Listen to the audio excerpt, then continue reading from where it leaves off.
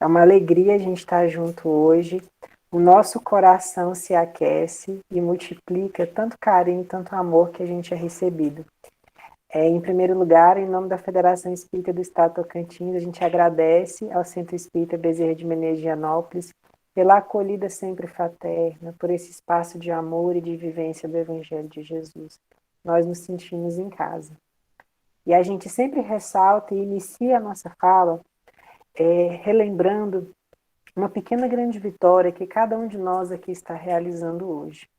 Nós poderíamos estar em qualquer outro lugar, nós poderíamos estar fazendo qualquer outra coisa, mas decidimos ouvir aquele que é o chamado sublime, realizado há mais de 2000 anos, pelo nosso amigo e magnânimo Mestre Jesus. E hoje nós ouvimos, estamos aqui em busca de refletirmos, em busca de estudarmos, para esse aprimoramento íntimo, esse autoconhecimento, essa busca de alinharmos o nosso propósito de vida encarnados com o nosso propósito existencial enquanto espíritos imortais. Graças a Deus estamos aqui. E que essa, meus irmãos, essa pequena grande vitória que nós realizamos hoje possa reverberar e nos dar força para que amanhã, quando Jesus nos chamar novamente, nós tenhamos ainda mais força para dizermos sim ao seu chamado, porque Jesus chama, chama sempre, a cada nascer e a cada pôr do sol. Há mais de 2000 anos, todos os dias, Jesus nos chama. Gostaríamos de iniciar de fato agora a nossa explanação dessa temática que é tão importante, pessoalmente aos nossos corações, sublime sementeira, evangelize, coopere com Jesus.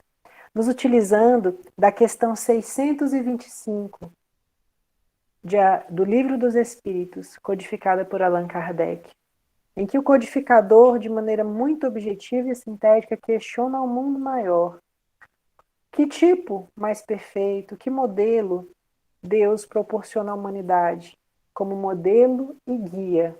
E aí nós temos a menor resposta de O Livro dos Espíritos, mas com certeza a maior e mais significativa de Livro dos Espíritos, Jesus, esse magnífico amigo. E é com ele, meus irmãos, que eu convido vocês a fazermos uma viagem especial neste momento.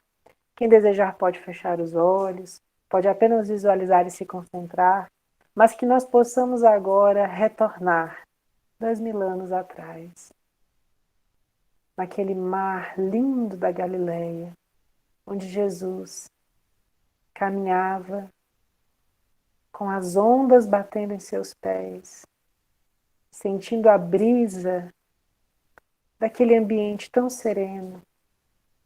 E Jesus, nosso divino amigo, com a serenidade mais pura de olhar, se senta em um local um pouco mais alto. E aqui, naquele momento, se aproximam inúmeros corações sedentos do amor de Deus. A simples presença de Jesus move corações distantes a se aglutinarem naquele espaço. A brisa do mar da Galileia envolve a todos. E Jesus fala àquela multidão. E nesse momento, ele traz uma das mais belas histórias que nós podemos conhecer. A parábola do semeador. Conta-nos Jesus, e eu vou pedir que vocês gravem esta frase com muito carinho, pois ao final do nosso momento nós vamos retornar a ela. E o semeador saiu a semear. Vamos gravar esta frase tão importante, porque aquele que semeia saiu a semear. Aquele que semeia saiu a semear. E nos conta Jesus que o semeador saiu a semear sementes pelo caminho em que andava. Algumas sementes caíam pelo caminho, na estrada mesmo. Essas logo os pássaros vieram, pois estavam com fome e as devoraram. Outras sementes caíram em terra pedregosa. Logo germinaram, mas a terra era muito superficial, estava cheia de pedras. Logo veio o sol e as queimou, pois não tinham raízes profundas.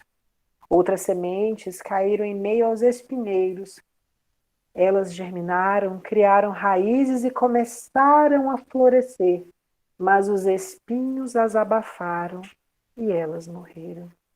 Outras sementes caíram em terra boa, em terra fértil, e essas deram por grão 30, 60 e 100 grãos.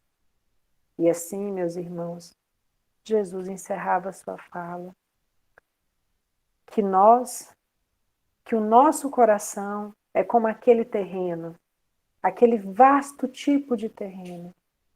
Alguns corações escutam a palavra do Senhor, mas não a escutam de verdade. A palavra passa por elas, mas não promove transformação íntima. E logo vem qualquer intempérie do caminho e a leva como o pássaro devorou a semente. Outros, de um entusiasmo inicial, ouvem de bom grado a palavra divina, mas não há profundidade. E logo vem o intempérie um pouco mais desafiador e a queima. Outras caem em meio a espinheiros.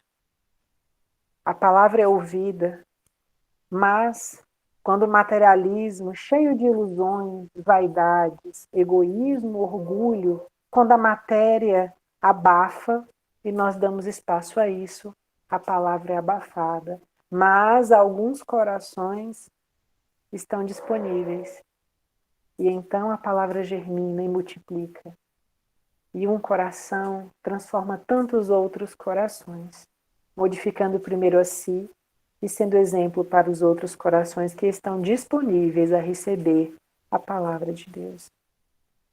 E é com essa linda história, meus irmãos, que nós vamos retornar daquela linda paisagem no Mar da Galileia para o nosso momento atual de hoje. Jesus, o nosso modelo e o nosso guia, o nosso amigo fiel, o nosso maior evangelizador. E como modelo e como guia, nesta analogia tão simples, essa pedagogia tão divina que Jesus se utilizava, de pegar contextos que eram cotidianos daqueles que ouviam, para que houvesse um melhor entendimento. Não que fosse mais bonito, porque Jesus não era complicado. Jesus era simples, mas não era simplista. Olha que interessante. Jesus nos proporcionava a oportunidade do entendimento, cada qual a sua possibilidade. Por isso, mais uma vez, ele era o maior evangelizador. E os espíritos superiores nos dizem mais uma vez, nosso modelo e nosso guia.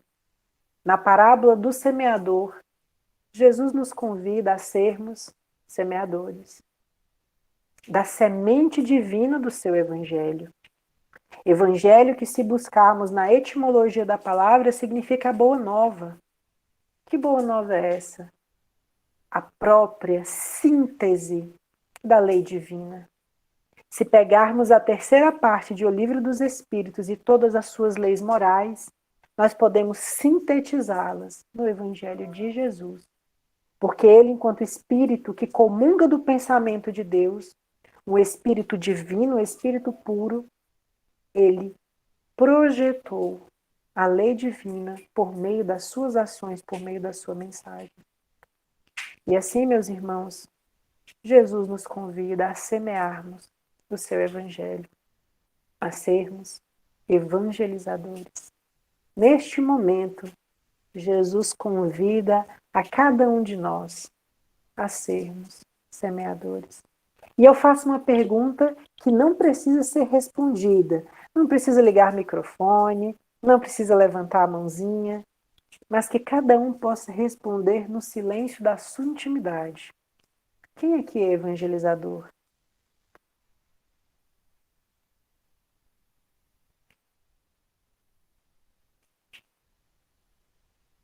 Ao final do nosso momento de hoje, eu vou repetir essa pergunta. Quem aqui é evangelizador? E assim, meus amores, como nos narra o espírito Humberto de Campos na obra Boa Nova, Jesus, com o seu magnetismo, com a sua psicosfera única, modificara toda a psicosfera do planeta com a sua presença. Jesus, caminhando pelo mar da Galileia, atraía os corações sedentos pela lei de Deus, pela lei divina, que é imutável, não tem enganos. Como nos coloca na questão 614 de Livro dos Espíritos, onde pergunta Kardec o que é a lei natural, o que é a lei divina, e os espíritos respondem, é a lei imutável. E o homem, quando dela se afasta, sofre. Então a dor não é lei divina, é uma consequência do afastamento. Por isso, Leon Denis, no livro Problema do Ser, do Destino e da Dor, nos fala que a dor é uma potência da alma, porque nós podemos, por meio do erro, ter a potência do aprendizado e assim nos alinharmos com a lei divina e deixarmos de sofrer. Olha que linda mensagem. É essa mensagem que Jesus nos convida todos os dias a semearmos. Mas hoje, em especial, meus irmãos, nós vamos falar de uma semeadura um pouco mais específica.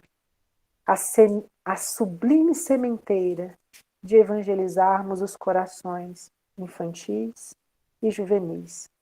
Espíritos imortais que, neste momento, transitam pela fase da infância e pela fase da juventude.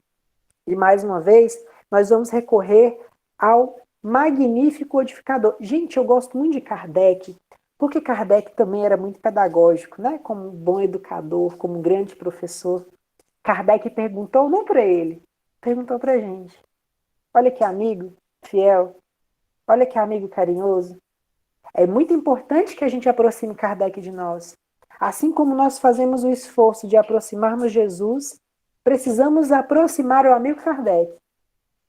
E aí, meus irmãos, nós vamos entender que a evangelização infanto-juvenil é esse processo de aproximação, em que nós, os evangelizadores, aproximamos Jesus e Kardec desses espíritos que agora estagiam pelo processo da infância e da juventude. E então, recorrendo a Kardec, na questão 383 do Livro dos Espíritos, Kardec pergunta: qual a importância do espírito estagiar pelo processo da infância?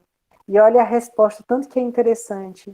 É porque nesse momento ele é mais impressionável. Olha que interessante, olha essa resposta.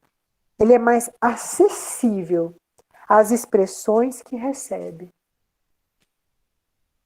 Nesse momento, o espírito que passa pela fase da infância está mais acessível. O véu do esquecimento no momento da reencarnação está ali protegendo o espírito de uma bagagem que não colabora naquele momento para o seu aprimoramento moral e intelectual. Gente, olha que momento lindo, que momento especial, que oportunidade nós temos de colaborar com os nossos irmãos que estão passando por este momento reencarnatório. E então nós recorreremos agora à benfeitora Joana de Ângeles, no livro Adolescência e Vida, onde ela nos fala que a juventude é esse momento de transição, onde o espírito sai da fase infantil, mas ainda não chegou à fase da maturidade. Nós temos aí uma transição. E aí eu vou pedir um parênteses para vocês agora, para não ficar assim uma coisa tão formal. Não sei se vocês lembram das aulas de química de vocês, mas quando nós vamos fazer uma reação química, nós misturamos, né? Um composto com outro composto, os átomos e as moléculas, para se rearranjarem, eles precisam se desarranjar. E choques acontecem, elásticos e inelásticos acontecem, até que os átomos se encontram. Parece uma bagunça, não parece? Uma entropia, né? O nome mais bonito. Pois é. Mas no final dessa transição, nós temos o final de uma reação e um produto novo, que não era igual ao inicial. Essa é a juventude. um momento de transição, com algumas instabilidades que às vezes parecem até uma bagunça. O espírito traz à tona um pouco do seu passado e entra em conflito com aquele novo contexto que o recebe, com os valores que foram passados na infância ou não, e aí nós vamos entender a importância desse momento ainda mais especial infantil, onde nós podemos ali impregnar no espírito os valores, os princípios éticos, morais, aqui em especial os princípios cristãos, os princípios espíritas, para que quando chegue o momento da juventude, como nos fala a benfeitora Joana de Ângeles, quando começar esse momento de transição e de certa instabilidade, quando vier o conflito, o espírito tenha aporte moral e ético para suportar o peso do passado e conseguir persistir na jornada de aprimoramento. Olha o quão especial e definitivo é a evangelização da criança e do jovem na casa espírita. E aí, meus irmãos, nesse contexto, nós vamos recomeçar um convite especial que Jesus realizou lá na parábola do semeador. Evangelize, coopere com Jesus. A grande proposta do Cristo é a elevação do planeta até a categoria de mundo feliz. Ele, enquanto governador escolhido pelo próprio Criador, para que nós possamos alçar, enquanto planeta, enquanto orbe, os estágios mais sublimes da evolução, conta conosco. Com cada coração que aqui está batendo, com cada espírito que aqui está encarnado e desencarnado, nos dois planos da vida. E aí, meus irmãos, nós nos recordamos novamente do magnífico codificador em O Livro dos Médiuns, quando Kardec nos fala que para sermos espiritistas verdadeiros, carecemos de uma única qualidade: disponibilidade. E essa disponibilidade, meus irmãos, ela é íntima. Cada um de nós contará com uma disponibilidade. Mas o tamanho dessa disponibilidade depende unicamente da maior potência da nossa alma, como nos fala Leon Denis, Um Problema do Ser, do Destino e da Dor, da nossa vontade. Qual o tamanho da nossa vontade? E a vontade, quanto potência, tem uma característica muito importante. Ela pode ser treinada. Academia. Todos os dias nós podemos treinar a nossa vontade, exercitarmos a nossa persistência. Não à toa Bezerra de Menezes, em todas as suas mensagens direcionadas ao movimento espírita, utiliza desses verbos nesse sentido de orientação. Porfiai, persistir, perseverai. Por quê, meus irmãos? Porque Jesus conta conosco. E às vezes nós podemos pensar, meu Deus, mas Jesus conta comigo? Eu sou tão pequenininho. Eu ainda sou tão imperfeito. Como que Jesus conta comigo? Jesus olha não para a nossa imperfeição. Jesus não olha para o espírito do passado que errou tanto. Jesus não olha para o espírito de hoje que ainda erra tanto. Mas Jesus olha para o espírito crístico que todos nós chegaremos um dia. Olha que bênção. Olha que consolo. Por isso, não à toa, o Cristo, por natureza, é consolador. E a doutrina dos Espíritos é o nosso paracleto, é o nosso consolador prometido, é o nosso grande diamante, a imortalidade da alma. A doutrina espírita que nos coloca com tanta clareza, desmistificando os nossos atavismos, todas as nossas prisões, né? Atavismos é muito difícil. Todas as prisões que nós temos do passado, as culpas, ela nos liberta.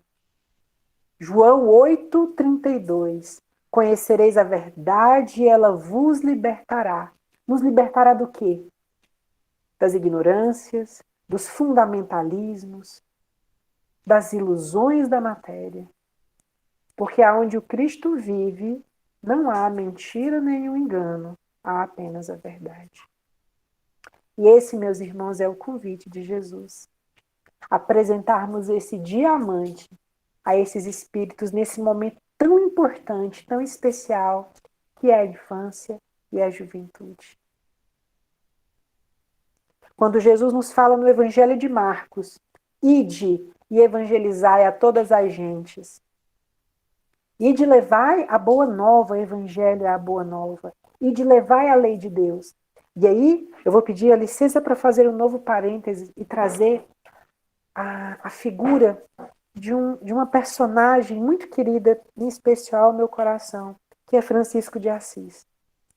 Francisco de Assis nos fala com muito carinho: levai o Evangelho, se necessário, utilizai palavras. E aí nós percebemos que a evangelização não é aula,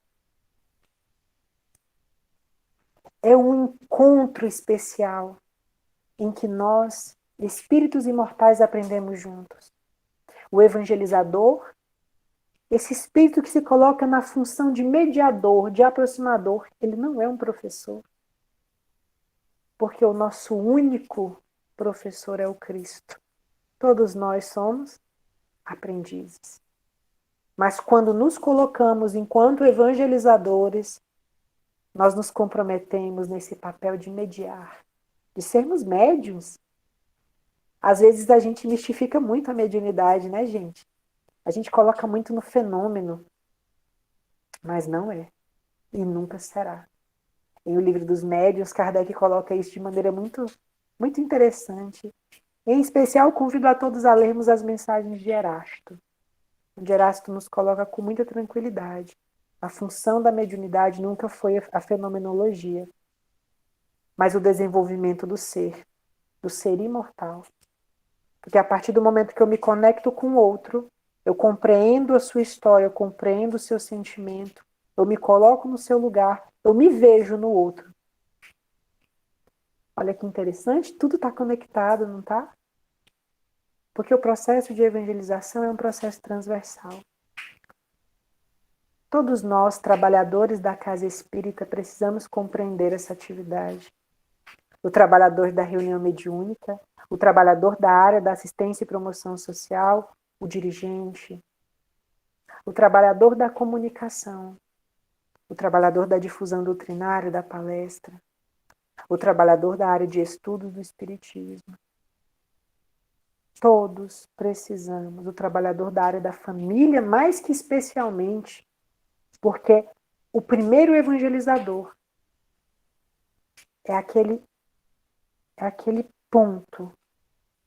ponto de apoio que é a família. É o primeiro grupo de evangelizadores que acolhe o espírito. Nós, casa espírita, nós, instituição, somos apoio. Um apoio muito importante, que precisa de muito cuidado e muito carinho. E aí, meus irmãos, dando seguimento à nossa reflexão de hoje, para nós entendermos essa tarefa tão importante, tão divina, esse momento que nós estamos vivendo, tão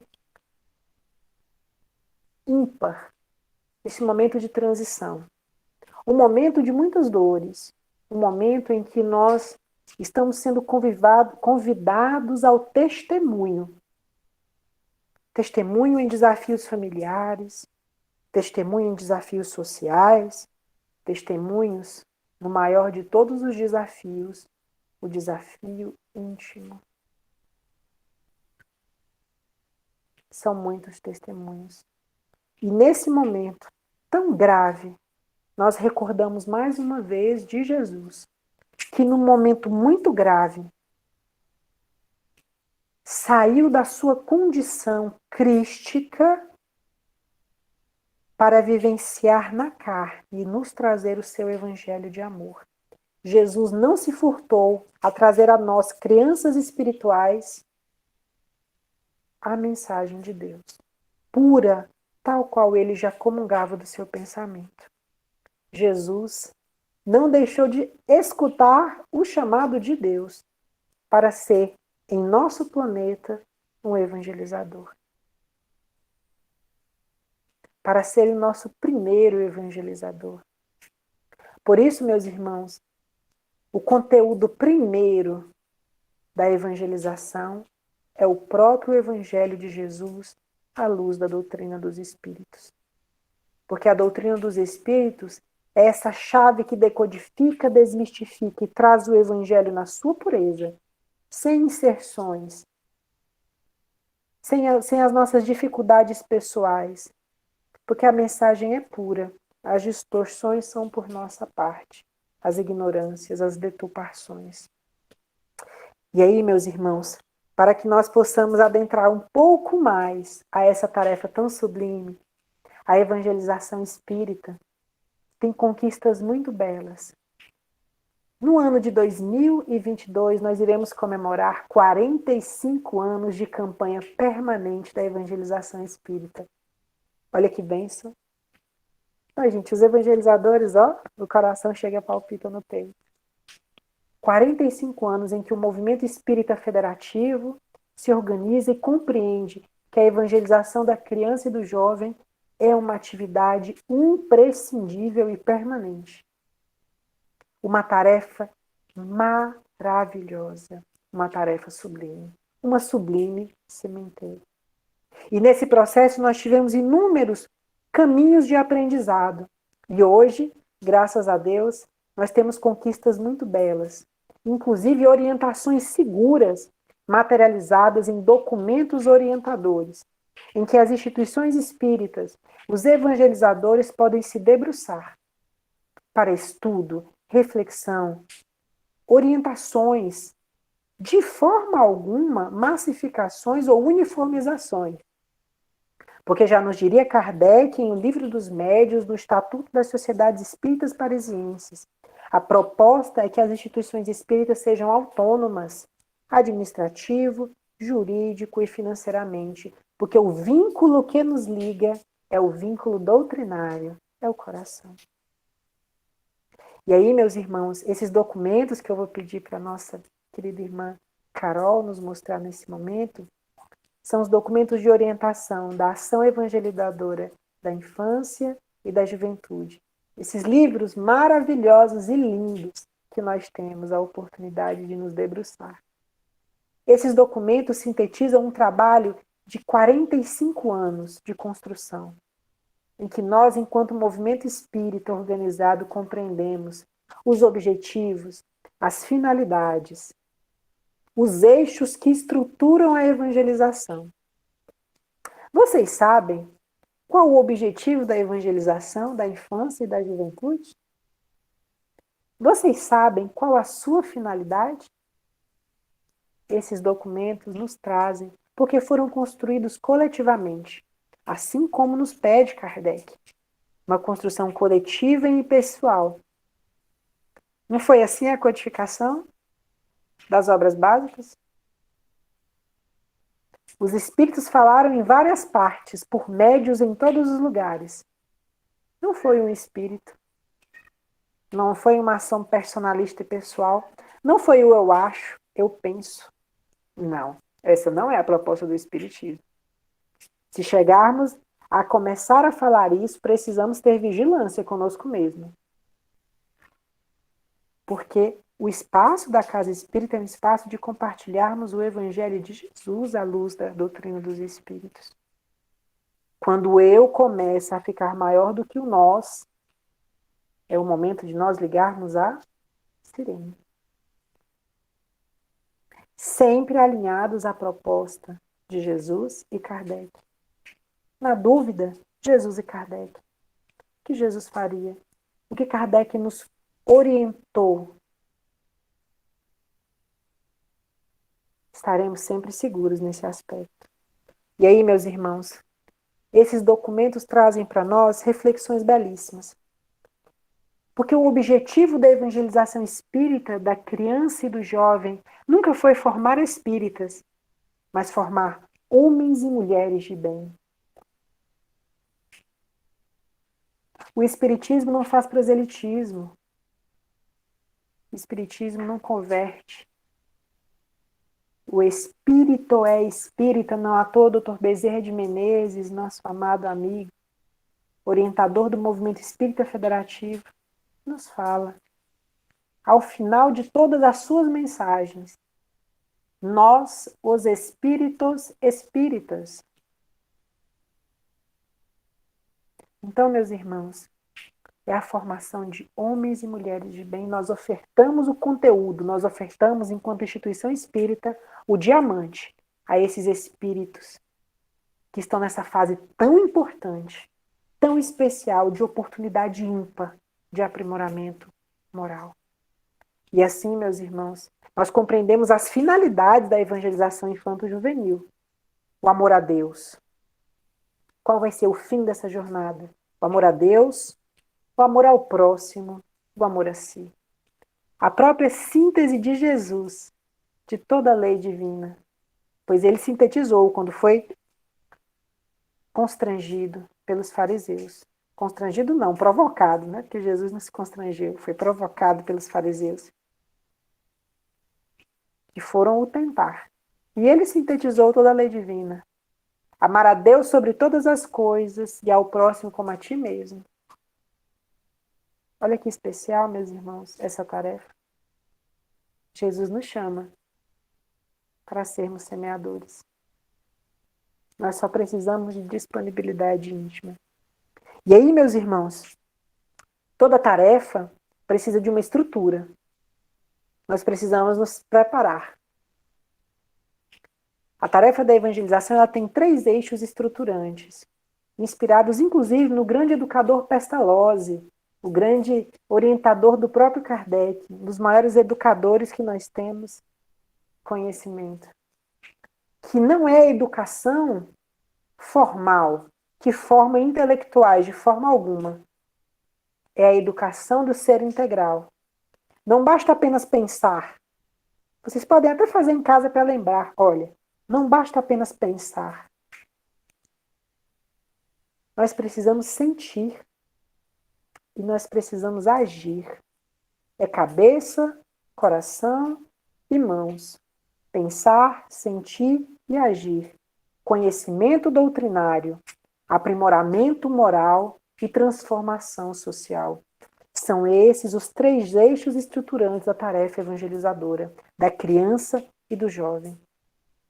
Como nós falamos anteriormente, que Kardec nos fala, o momento da infância é um momento muito especial, um momento de uma oportunidade ímpar, onde o espírito está mais suscetível às expressões em que é ofertado. Ou seja, é o momento que nós temos de ofertar a ele o Evangelho de Jesus. Olha que especial, meus irmãos. E trazendo mais uma vez Joana de Ângeles, que no momento tão precioso como o da adolescência, onde nós temos aquele momento de transição, nós podemos orientar a esse espírito juvenil caminhos seguros e acolhedores. O jovem não carece de constrangimentos. O jovem carece de orientação, de espaço de escuta seguro e sensível, de olhar sensível, de fala sensível. Não de espaços castradores, mas de espaços acolhedores, sinceros. E aí, meus irmãos, entendendo os eixos estruturantes, o conhecimento doutrinário, o pensar, o aprimoramento moral, o sentir, e a transformação social, o agir, nós compreendemos aquilo que Kardec pergunta no Livro dos Espíritos, se o conhecimento intelectual engendra o aprimoramento moral. Sim, os Espíritos respondem, decorre deste. Como é que nós vamos saber diferenciar o certo do errado se nós não temos conhecimento?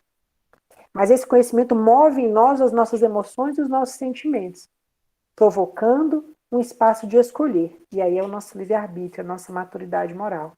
Escolher agir. Por isso a transformação social, o agir de maneira correta. Esses são os eixos estruturantes da tarefa evangelizadora. Só que toda tarefa, meus irmãos, exige de nós qualidades. Se somos professores, precisamos nos preparar, certo? Se somos enfermeiros, precisamos estudar. Se somos médicos, precisamos estudar sempre. Se somos advogados, precisamos nos atualizar com as jurisprudências o tempo todo. Se somos empresários, precisamos estar atentos às leis fiscais, às leis do comércio, aquilo que está melhor, né, para que nós possamos evoluir enquanto empresa. A tarefa, toda tarefa, carece de qualidades. E a tarefa evangelizadora é composta de 4 qualidades. A qualidade doutrinária. O que nós estamos ofertando? É a evangelização espírita. Não é a evangelização pessoal do Rômulo, do João Paulo, da Carol, da Neuma, da Clotilde, da Cecília, não. Evangelização espírita. O conteúdo é Jesus e Kardec. Nós somos os aproximadores. Então, nós precisamos estudar. O evangelizador precisa estar num grupo de estudo, precisa estar se aprimorando, precisa estudar sempre. Isso protege, isso orienta, para que não venha o personalismo, para que ele seja um aproximador de Jesus. A qualidade pedagógica, e aí nós vamos entender que existem muitos recursos criativos, a arte, o esporte, tantas técnicas interessantes, jogos, metodologias ativas de aprendizado, para que esse espírito possa ter acesso de maneira interessante, personalizada e criativa. Por isso que nós estamos deixando essas nomenclaturas de aula, porque é um verdadeiro encontro, um encontro evangelizador, um encontro personalizado, criativo, feito para aquele grupo de espíritos, por aquela equipe evangelizadora, que hoje pode até ser a equipe, mas que vai ser a equipe. Porque nós construímos nessa perspectiva. E assim, meus irmãos, nós seguimos para a qualidade organizacional que o nosso documento orientador nos traz. Que nada mais é do que uma qualidade de estruturação. Faixas etárias, espaços que nós iremos dividir na nossa casa espírita, porque cada instituição é única. Cada instituição é única, não tem forma de bolo. Se na nossa instituição nós temos esse espaço, nós temos essa quantidade de equipe de trabalhadores, é com esse desenho que nós vamos trabalhar. Não deixaremos de ofertar o Evangelho de Jesus, o diamante, que é a doutrina dos Espíritos, a esses irmãos que estão estagiando pela infância e pela juventude, porque não temos aquele modelo, aquele padrão. Isso não é interessante. Eu tenho uma amiga evangelizadora que faz uma brincadeira muito, muito legal. Ela fala assim, ó, aqui no Tocantins não falta espaço para evangelizar, porque é onde tem um pé de piqui, ali pode ser uma evangelização. Gente, a evangelização é um espaço, é um encontro de espíritos. Não tem nada a ver com estrutura física. Mas nós podemos trabalhar para ofertar, de acordo com as possibilidades de cada instituição, o que for melhor, para que esse encontro de espíritos possa ser o mais interessante possível. E aí, meus irmãos, nós chegamos na 4ª qualidade da tarefa evangelizadora, que é a qualidade relacional. A estrutura não é vertical, ela é horizontal. Somos todos aprendizes. Somos todos seres repletos de afeto e de sentimento. Lei de Sociedade, Livro dos Espíritos, 3ª parte. Nós temos necessidades uns dos outros. Trocar afeto, trocar carinho, trocar amor. A equipe de evangelizadores precisa desse cuidado consigo mesmo. Precisa se acolher, precisa se cuidar, orar junto, vibrar junto. A oração é um momento tão especial. O evangelho no lar. A vibração, a arte. Cantar uma música eleva as nossas vibrações. E aí, meus irmãos, a qualidade relacional, o olhar sensível, a escuta sensível, a fala sensível com aqueles espíritos que estão passando pela fase da infância e da juventude é muito importante. Cada etapa do desenvolvimento humano tem uma linguagem que é acessível ou não a um determinado tipo de fala ou de escuta. E nós precisamos estar atentos a isso. Por fim, meus irmãos, para iniciarmos a conclusão do nosso momento, vocês se recordam da frase que eu pedi para vocês guardarem no início da nossa fala? Que Jesus inicia a parábola do semeador falando: aquele que semeia saiu a semear. Essa fala de Jesus é rica,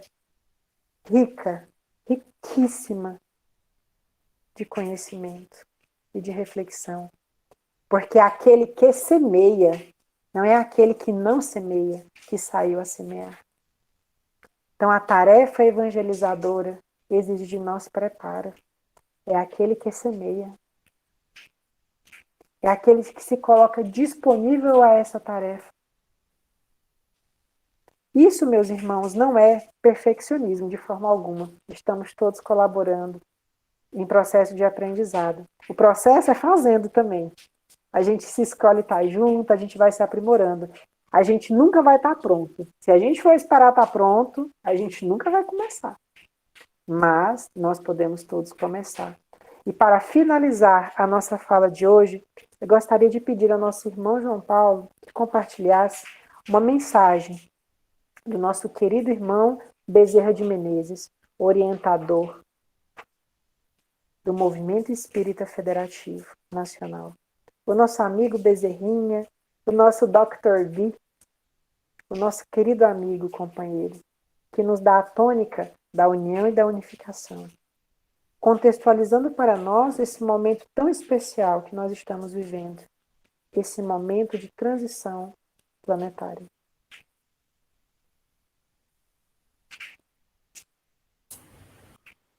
Estão vendo? Sim. É a mensagem Problemas do Mundo. O mundo está repleto de ouro. Ouro no solo, ouro no mar, ouro nos cofres. Mas o ouro não resolve o problema da miséria. O mundo está repleto de espaço. Espaço nos continentes, espaço nas cidades, espaço nos campos.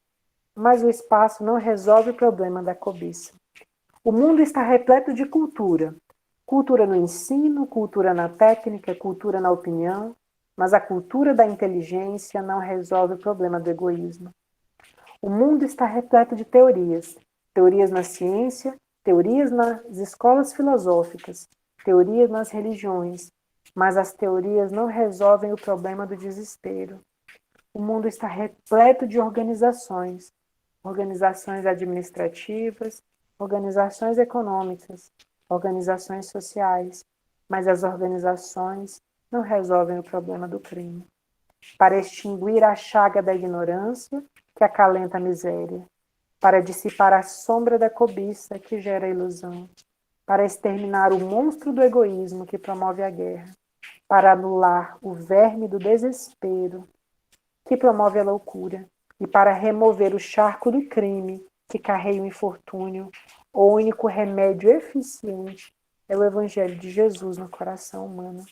Sejamos assim valorosos, estendendo a doutrina espírita que o desentranha da letra na construção da humanidade nova, irradiando a influência e a inspiração do Divino Mestre, pela emoção e pela ideia, pela diretriz e pela conduta, pela palavra e pelo exemplo, parafraseando o conceito inovidável de Allan Kardec, em torno da caridade. Proclamemos aos problemas do Cristo, aos problemas do mundo, perdão, fora do Cristo não há salvação. E é com essa mensagem, meus irmãos, que nós encerramos a nossa fala, retomando o convite que Jesus nos fez na parábola do semeador. Que essa sublime sementeira, que é a evangelização da criança e do jovem, evangelize, colabore com Jesus, porque os problemas do mundo, só o seu evangelho de amor pode resolver. Gratidão a todos. Boa noite.